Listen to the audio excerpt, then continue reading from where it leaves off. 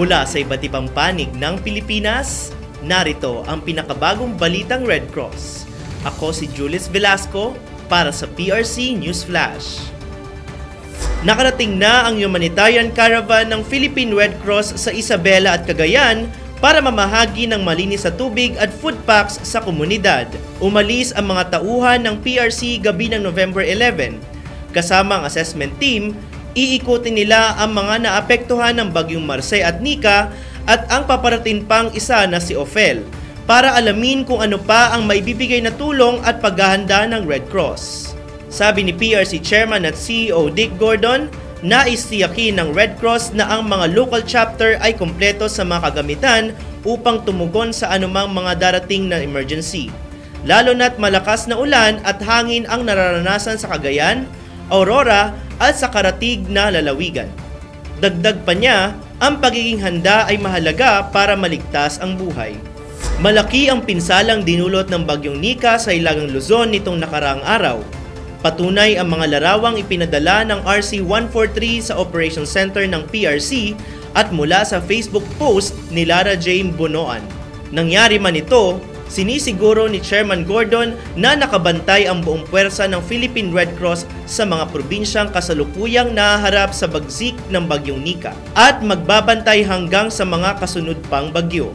Kasama rin sa plano ng PRC ang rehabilitasyon upang tulungan ang mga apektadong komunidad na muling makabangon mula sa sakuna.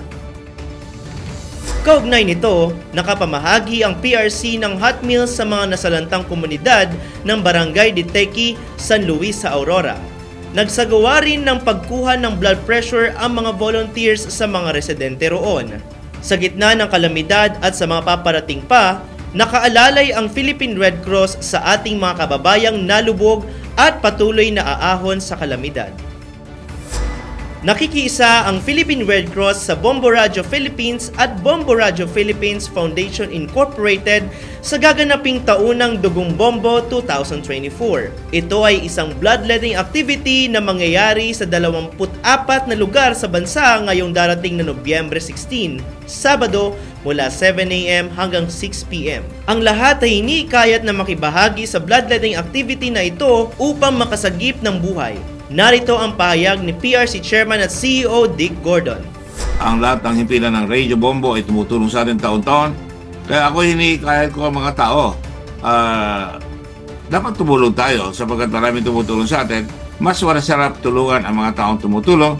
At pagka hindi niya pa nararamdaman yung pagtulong niya, pinakamasarap magbigay ng dugo sapagkat hindi mo nakikita kung saan binibigay yung dugo, pero alam mo, umaabot sa mga nangangailangan. Lalo na yung agaw boy.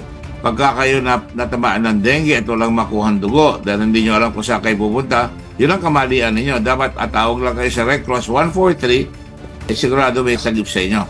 Pero pagka hindi nyo alam, naku, sasabihin, matatakot kayo sa doktor, mababa na ang platelets, delikado na yan. Kaya natataranta na lahat. Ayaw natin natataranta ang tao, ayaw natin nagwo-worry. Kaya kami ng Bombo Radio, mga kababayan, ay palagi magkapatid, magkasama, magpaakibat, palagi nangangalap ng dugo taon-taon kasama ng ibang mga partner ng Red Cross. Para sa ganon, palagi tayong may supply ng dugo para sa inyo. Kaya sumama na kayo, samahan nyo kami.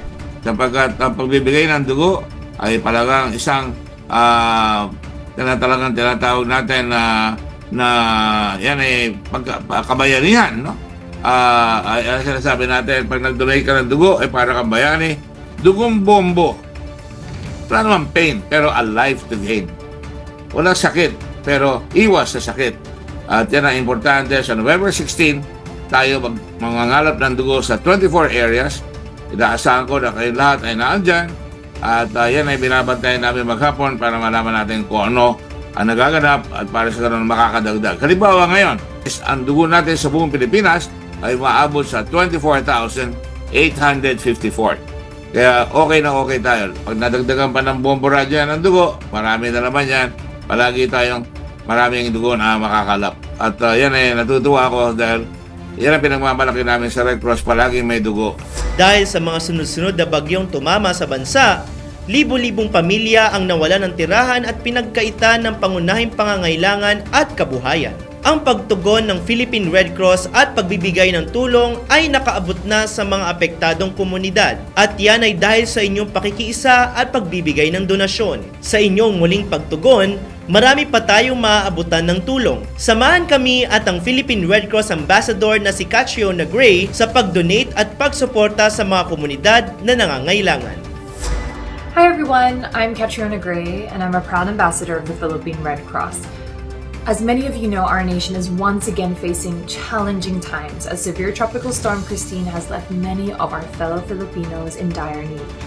Homes, communities, and lives have been deeply affected, and for many, the journey to recovery is just beginning.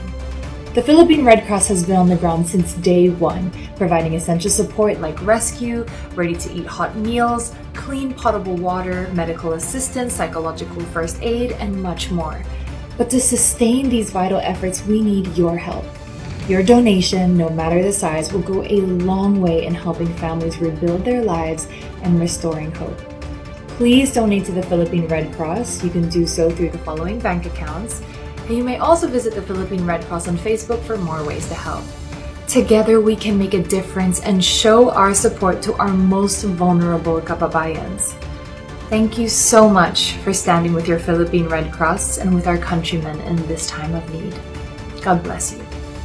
Sa masusugid naming manonood ng PRC News Flash, tumutok sa Philippine Red Cross Facebook page, Instagram, X, TikTok, at mapapanood rin kami sa YouTube channel ng Philippine Red Cross. Abangan ang mga update at maging konektado sa PRC News Flash para sa mga napapanahong balitang Red Cross. Kung ikaw ay may kusang loob, malasakit at kapwa-tao at gusto mong mag-volunteer sa Red Cross, pumunta lamang sa pinakamalapit na chapter sa inyong lugar at tumawag naman sa Hotline 143 para sa mga emergencies. At yan ang pinakabagong balita mula sa PRC. Ako si Julius Velasco para sa PRC News Flash.